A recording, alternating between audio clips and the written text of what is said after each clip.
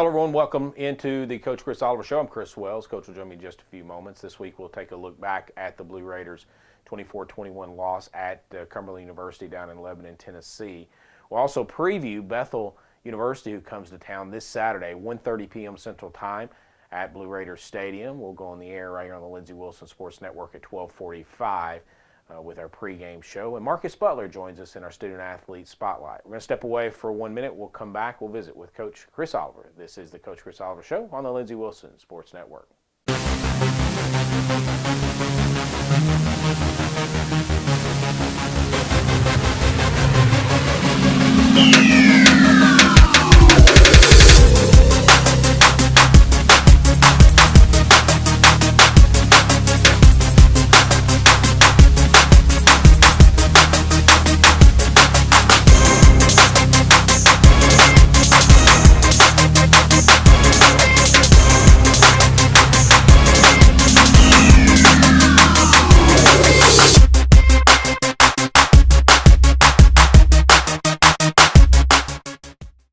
Welcome back to the Coach Chris Oliver Show. Coach joins me now. Coach, obviously a tough game on Saturday.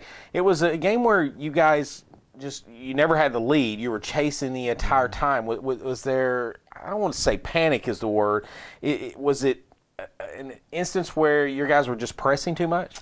Well, I think I don't know if panic is the word, but I don't think we responded very well to some adversity early in the game. Their second drive on offense, our offense went 3 and out on the first series. We just didn't execute a couple little basic technique things. And their second drive, despite the fact that our defense was great on the first drive, our second drive of the game, was a little ugly for us. And they took it to us a little bit. And we didn't align well. Our assignments were off a little bit. We didn't adjust well on some of our things that we wanted to do to stop them. And I think our guys, as that drive went through, and we talk about time of possession, and we don't put a lot of stock in that, but when the other team is moving the ball and you're not stopping them, and you're playing a team that is sort of a ball control offense, and that time dwindles, sometimes that can cause a little bit of just panic or whatever that word is. I say of just not responding well, and I think that our guys fell into the trap of, rather than just relying on our technique and doing the things that have allowed us to be successful, we probably tried to do too much. We probably got away from our technique and just didn't rely on the basics. And I think when we watched the game on Sunday, we got beat at a lot of the basic things. We didn't block very well. We didn't tackle great. We didn't throw the ball great. We didn't catch the ball real well. I mean, just the basics of the game that you have to do. We didn't do those consistently enough to win against a solid football team. I'm not sure we would have beat a lot of teams on Saturday with just some of those sloppy things that we got away from as the end of the first quarter went. I think we didn't respond well to an adverse situation right there, and rather than going back and relying on our technique and the things that got us there, we got away from that, which is certainly not what you want to do.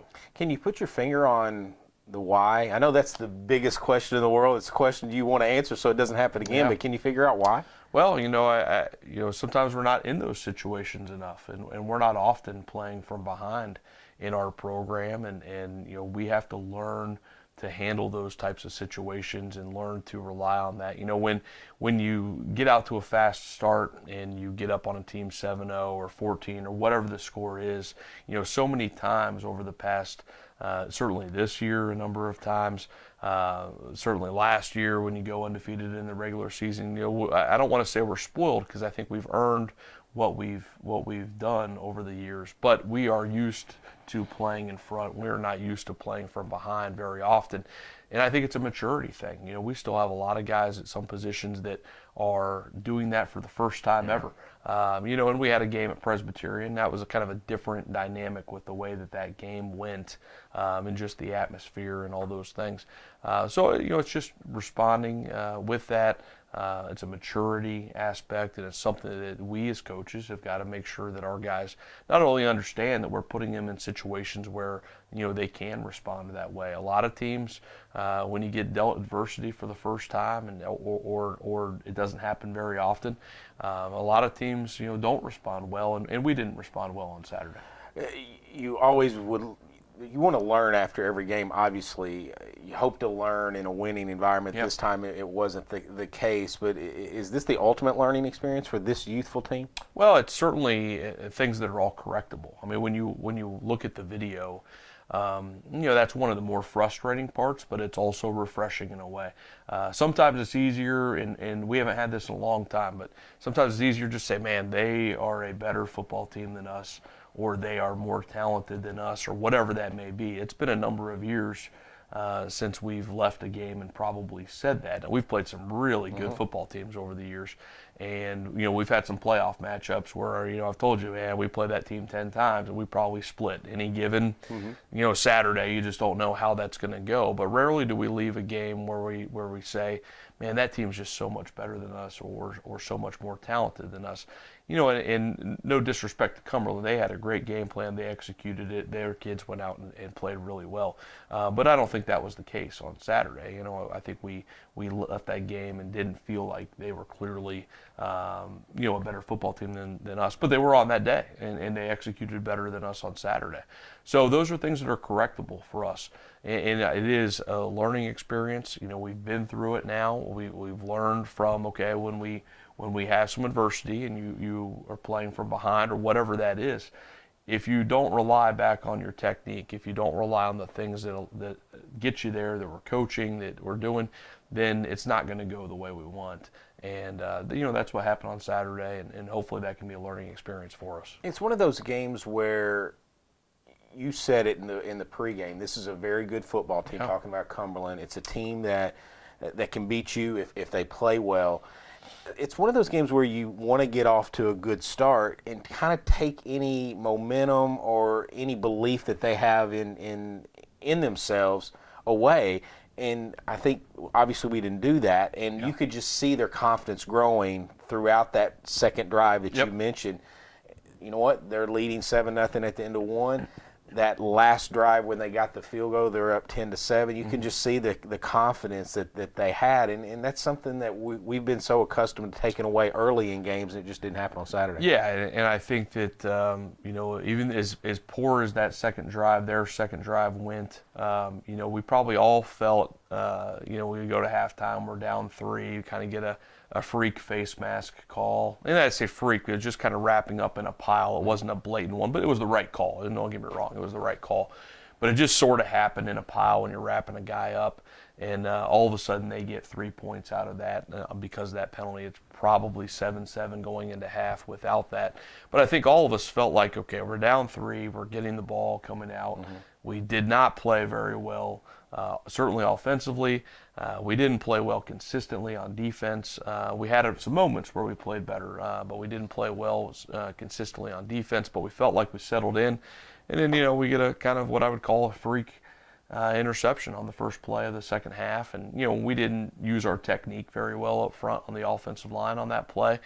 But, that play is not going to be intercepted in that manner very often, and it was. And that was certainly a deflating moment, and we would like to see our defense battle back a little bit. But that's a tough situation. You get handed the ball right there on the second play of the half in that spot. So it's just one of those days where, we didn't play well, we didn't execute our techniques very well, and then, it seemed like all those big plays kind of went their way. And, that's what happens sometimes in this game. And, that's why, you have to control the stuff that you can control. And if we had done that better, then we'd be talking about a different circumstance. 24-21, Lindsey Wilson falls at Cumberland on Saturday. They'll host Bethel this Saturday. More on that later on in this show. Step away for a minute. We'll come back with Coach. This is the Coach Chris Oliver Show on the Lindsey Wilson Sports Network.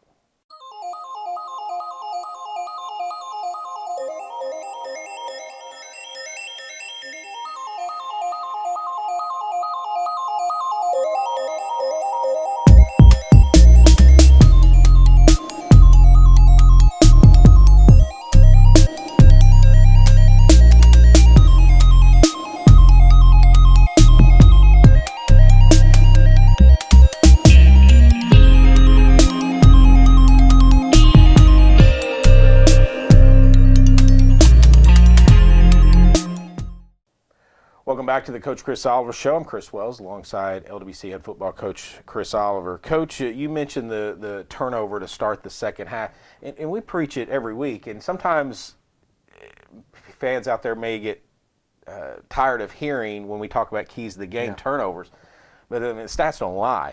When you win the turnover battle, Lindsey Wilson has lost once in like 50 games, and when we lose a turnover battle, it's about half and half. Yeah. So those turnovers, and there was only one on Saturday, and that proved to be it. Yeah, absolutely. I mean, it was a huge moment in the game for sure, and took away an opportunity for us on offense, put our defense in a bad spot. I mean, and so you come down a 3-point game, in a game that sort of gets shrunk from a possession standpoint because of the nature of the team that you're playing, being an option offense and an effective option offense on that day. And it's a moment where every possession is huge, and yeah, certainly turnovers are important, and we certainly had some opportunities on defense and didn't do what we wanted to do to force those turnovers as well. So it's certainly something that was a huge factor Saturday, and we got to do a better job. One of the numbers that just jumped off the page to me was first down efficiency for both teams. You averaged 3.9 yards per play on first down, which isn't bad. I mean, you'll take 4 yards most plays, but they average 7.4 yards per play on first downs. I mean, that's something that we're not accustomed to giving up. Yeah, and when you allow a team that's going to be an option team to play in second and medium and second and short consistently throughout the course of the day, you're going to have a tough time getting off the field. The third down, I thought the third down conversions were a little bit misleading, and they converted some fourth downs. But yeah, the first down efficiency was not in our favor on both sides of the football, and that certainly contributed to us not moving the chains on offense and us not getting off the field on defense. Go back to your offense for just a moment. You were 0 for 5 on third downs in the first half. Now, you finished 6 for 11 for the game, but that's extending drives for us on our offense and putting the defense back on the field. So obviously that was a big number. Yeah, and it's a team game. We got to have each side of the ball playing off one another, and then we got to make more team plays on special teams and make that an advantage for us over the course of the 60 minutes. It's a team game, and you go through a game like that, the ebbs and flows, and it's a 3-point game, and both sides of the ball certainly could have helped out the other side. And offensively, we put our defense in some tough spots on Saturday, and our defense reacted well at times, and we didn't react well at other times. But we can't continue to put our defense in those spots by punting and not contributing and moving the chains. And we talk about we want to end every series in a kick. There's worse things than punting. Mm-hmm. But when we don't convert any third downs in the first half, it's just it's inexcusable. And we only had 4 possessions in the first half.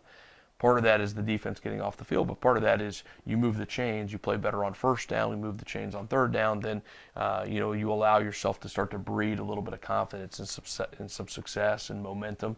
And offensively, we just didn't do that. I wonder how you practice. You talked about being behind, playing, feeling some pressure, whatever you want to call it, pressing a bit. How do you practice that during the week, or do you just have to be put in the situation that we were put in Saturday to grow from that experience? Well, I think you do grow from that experience, but I think it's something that you try to build into the culture of your program. You try to put your young men in adverse situations throughout the off season, throughout conditioning and all those things. And sometimes it's easy to fall back on that and draw those conclusions. But at times, depending upon how mature you are as a team, sometimes those things don't always click, or that's just not the way you react. And we played like an immature football team on Saturday, and ultimately that's my responsibility. It's very difficult to simulate those situations in practice. And you're going to do 2-minute drills, you're going to do situational on third down, you're going to simulate game situations, but it's tough to simulate the adversity and just relying back on that technique of when you are in those situations. Those are things that are kind of a year-round thing, and unfortunately I don't think we responded real well on Saturday and revert back to some of those lessons that we're trying to instill in them. Finally, in this segment, I'll talk about special teams for a moment. A lot of times special teams are critical in our success.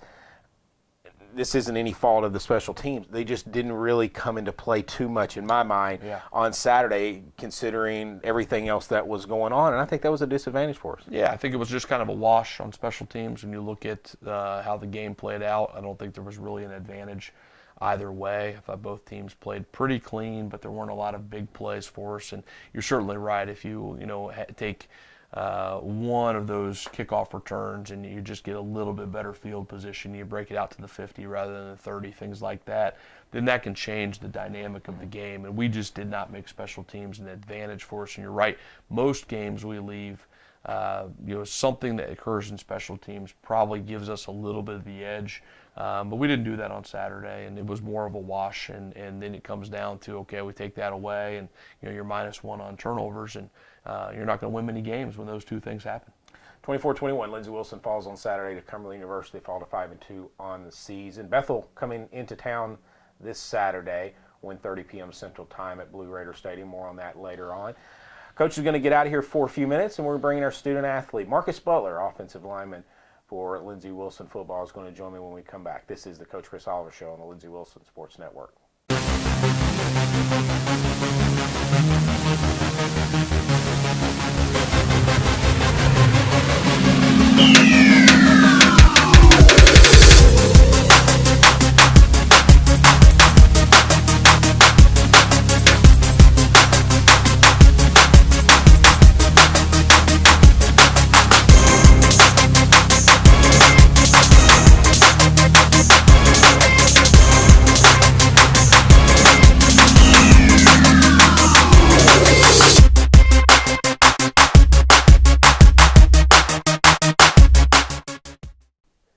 Welcome back to the Coach Chris Oliver Show. Student Athlete Spotlight time. Marcus Butler, senior offensive lineman on this football team. Welcome, Marcus. Hey, thank you for having me. This is awesome. And this is awesome.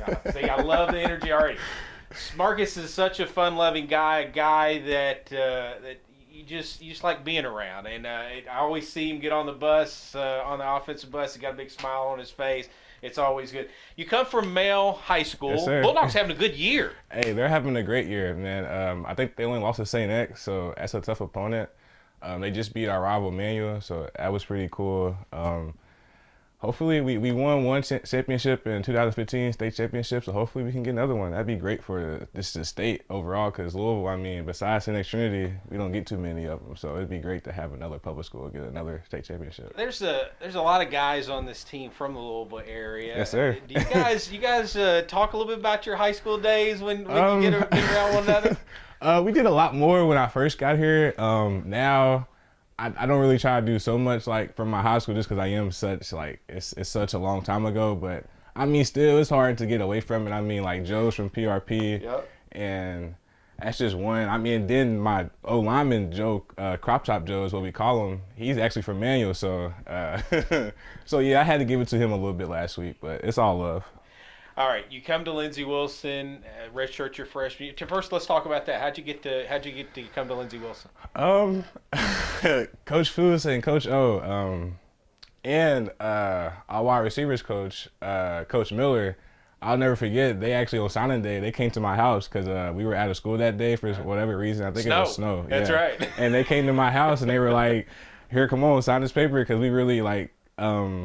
The way y'all do the recruiting thing, y'all wanted to have everybody, I guess, signed already. So, because I was still kind of on the fence. I was like, I might not sign. I'm like, I don't know. But when they came to my house, I was like, this is it. Like, because I knew they really wanted me. So I was like, I'm here. And then coming here that freshman year, I think it took me just a longer to adjust to how we practice. And if I could go back, I would tell myself, you should always just give it your most effort because they're always watching the film. So. But great experience. I'm glad I came here. Like, this was definitely a good choice. It's something that really any freshman has to go through is learning how to go from being a high school football player to a collegiate student athlete, and you're not alone when you talk about having to learn. Talk a little bit about that process of going from where you were as a freshman to now the mature senior that you are. I think most of it had to do with mindset. Like, you're just natural. We're immature when we first come out of high school. I mean, like you kind of have a big head, even though we're at NAIA. you still got recruited. They still favored you heavily. So I think, I don't know if I had a big head to say, but I kind of got here and I was like, man, this 4 seniors already here. I don't know if I'm going to play. So I kind of just took that attitude where I just kind of fell back. And I wish I just would have practiced harder because they still watch it. Even though I did get a chance, they're watching that film. Like, they watch every rep. So if I had any future advice to any freshmen, practice hard. From the very beginning, huh? Yes, sir. Talk about some linemen in the past Blue Raiders that were big influences on you. So like I said, I came here with senior lineman.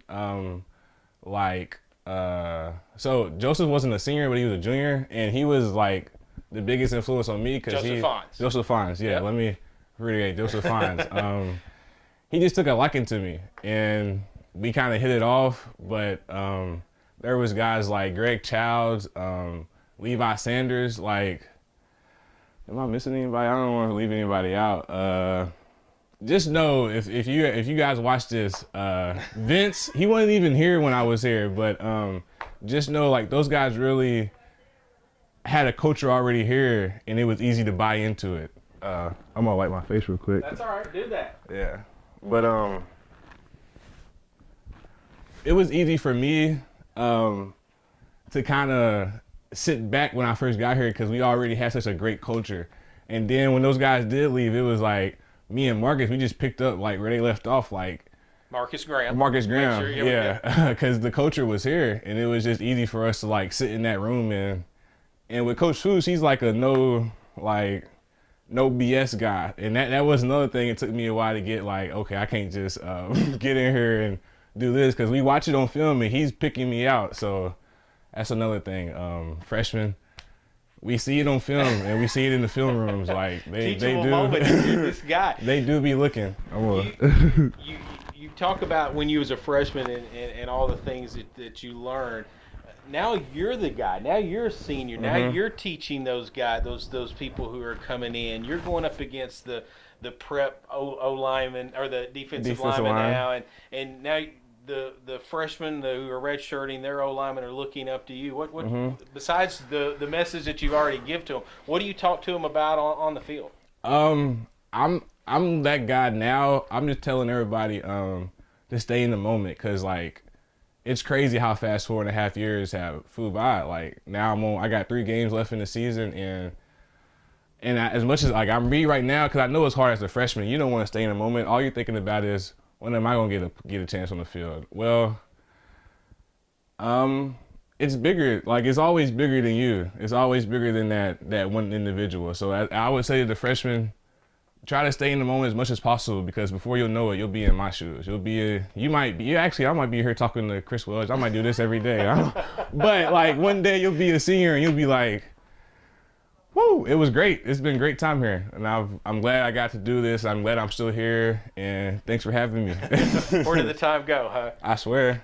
Talk to me a little bit about what's your most memorable moment of your entire Lindsey Wilson career. So for me right now, I hope I have some more great moments. But for me right now, it's always been when we won that first ship. Because me coming to Lindsey Wilson, I didn't know nothing about the town. I didn't know nothing about the school. I didn't realize how special that group of guys was until like later into the season. And then we played Georgetown at home. It's for all the marbles. And we pull it out, and like to think that I was part of that. I helped that defense, you feel me? I was there. I was on scout team. I did my part, and we won. And that was like one of the most satisfying moments because I knew it wasn't about me. It was about the team. Like I really helped that team get to this victory, and that was just awesome. Seeing like the bath on Coach O, he's holding his fist up. Like that was really our first championship, and that kind of like set the tone like, man, we can be great for years to come. And I knew from that point on, I was all for it. I was like, we got to go. Marcus, as you can tell, is an energetic guy, a great guy to talk to. I'm going to just throw out a few questions to him to kind of just let you show how great he is. Tell me a little bit about what a funny story, something that you guys in the offensive line do, either during practice or pre-game or whatever, just something that the people up in the stands just don't see that old linemen do. To be honest, Mr. Wells, our O-line group is pretty boring. I'm Like I know a lot of old linemen out there, and a lot of lineman groups have like quirks about them, and really the only. Well, I'd say this: we started this camp a little different. We had Luke McCune. Y'all might not know him yet, but he's a freshman. I'm not really sure where he's from, but if Luke McCune, y'all remember that name. Y'all, I promise you will. And this dude named Bob Cox. His name is Rico, maybe Rico Cox. They like to give jokes, so we did start off camp. Every day of film, they would give out these jokes, and they would be the sorriest, corniest jokes, but but it would really help us because we watching film 7 o'clock in the morning. It would help get the morning started. So that is one thing we do, but besides that, we're actually pretty boring.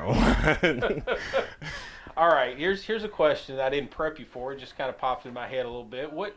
You're a big guy. Mm-hmm. I bet you get it done in the weight room. Oh, for sure. Who's the strongest guy on the team? Squat wise, there's 2 people, 2 old linemen. Cullen Cox is a young bull, that's what we call him. I've seen him put 600 on the squat bar, and Debo, I've seen him put 600 on the squat bar. Now, bench, I'm not sure. I know here recently, I've been trying to do like some stuff to get prepped for the combine. I've been doing my bench reps, so right now I'm at 15 guys. I'm trying to get to these 20s. If it happens, I'll make sure to let you guys know because I mean, if I get in 20s, you feel me? I might be on it somewhere. But no, real talk. Cullen and Debo squatting 600 is amazing because I couldn't put that much weight on my back even if I wanted to. What's the best part about being an O lineman? It can be on the field, it can be off the field, whatever you want it to be. I don't want to say it's easy, but we have one of the most satisfying jobs because all I know is if we do our job, then everybody else makes a play and then it just looks good. Like having number 6 in the backfield, Rise, Jalen Boyd, Cameron Dukes. I mean, we got some good wide receivers. When they really when we're all clicking, it's a show. And it's show in the past. It's a show when we're all clicking. When we really get that ball out and when 6 and 25 is really back there running, you see sometimes I'm on the field, I might get in front of somebody, but 6 is making that, he's making that 95-yard run. And it's just, I know it's good for y'all to see it, but it's just even more awesome being on the field because it's wow, he just really took off and nobody's catching him. Now, I'll let you get out here with this, but you have a unique celebration, or have had in the past, when we score a touchdown, whether it be a long one, especially a long one. Yeah. Big run, 80 yards, whatever, and I look down, and everybody, you guys celebrate in the end zone as a team, yes, always. Man, always. Sometimes it takes the O-lineman a little bit longer to get down there than Rise, but talk a little bit about your celebration. Where it started. When did it start? Celebrating in the end zone has always been fun for me, especially at Male. I had this great running back, Ellis Kane, and I would always just lift him up in the end zone. But there's my own celebrations. I kind of just try to just put it in there just because I know usually Coach O says something. Sometimes he's actually been kind of laxed with it this year. You should have said that. Yeah, I know, right? Now he's gonna be like, I'm on it. Have to edit that out. Yeah, but it's just you're in the moment of the game. You're having fun, and you just kind of want to celebrate a little bit because the moments, you don't want to lose that moment. It's just crazy. All these moments, I'm just trying to grab onto them. That's just all it really is I'm just celebrating that moment. It's just great moments I'm trying to keep. It's a fun game, isn't it? Yes, sir. Awesome game. Marcus Butler, senior offensive lineman. Thanks for joining us. Hey, thank you so much for having me, Chris. Absolutely. Thank you. We'll be back in 1 minute with Coach Oliver. This is the Coach Chris Oliver Show on the Lindsey Wilson Sports Network.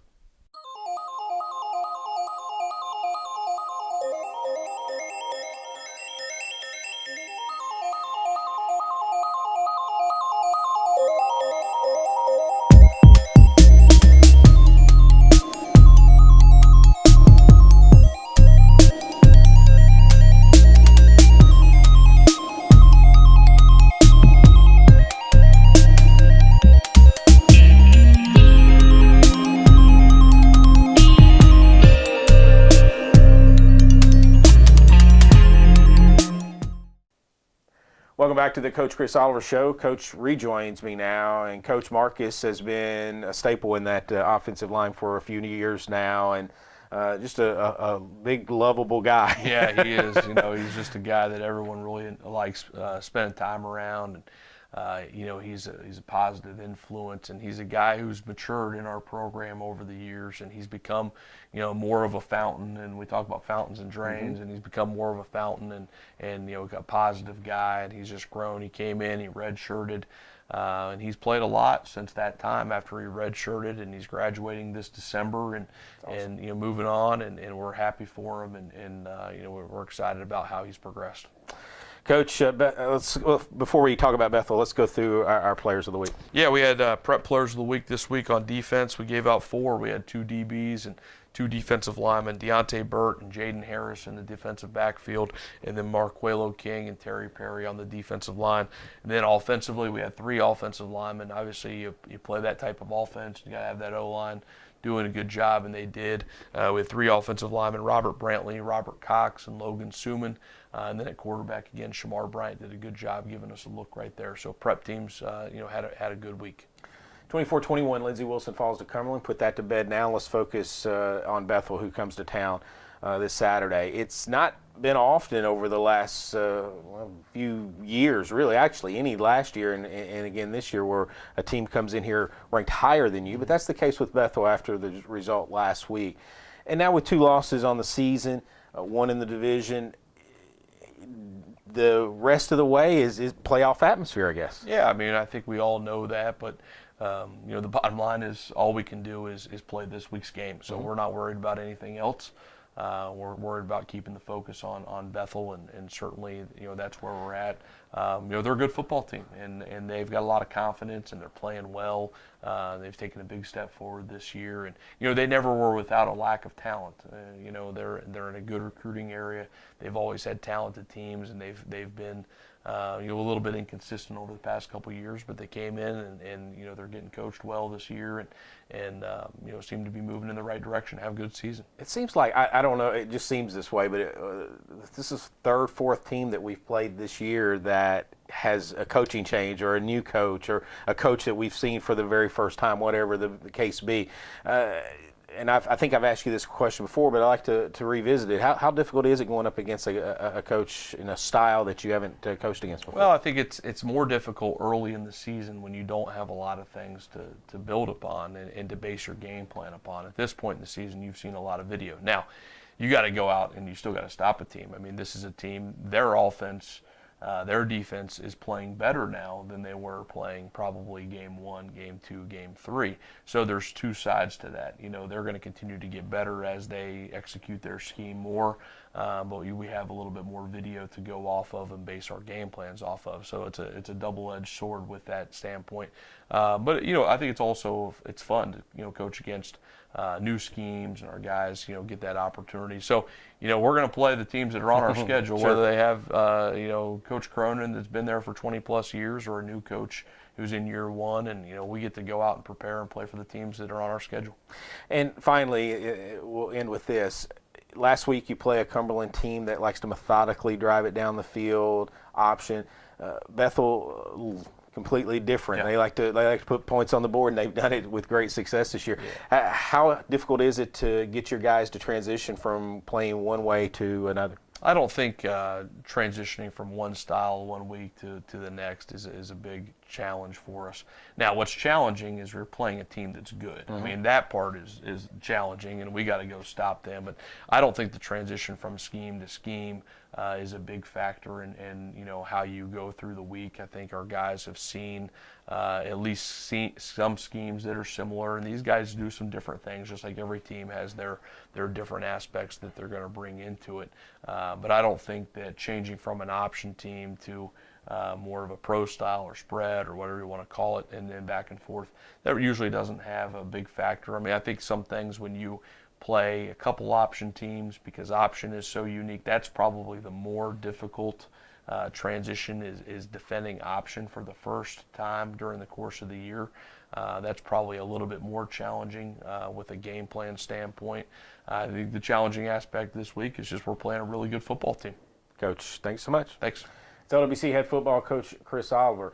Remember, Lindsey Wilson hosts Bethel at Blue Raider Stadium this Saturday, 1:30 p.m. Central Time. We'll have the game right here on the Lindsey Wilson Sports Network beginning at 12:45 with our pregame show. Hope you'll join us for that if you can't get out to the stadium. want to thank Marcus Butler for joining us, and for Coach, I'm Chris Wells. This has been the Coach Chris Oliver Show on the Lindsey Wilson Sports Network.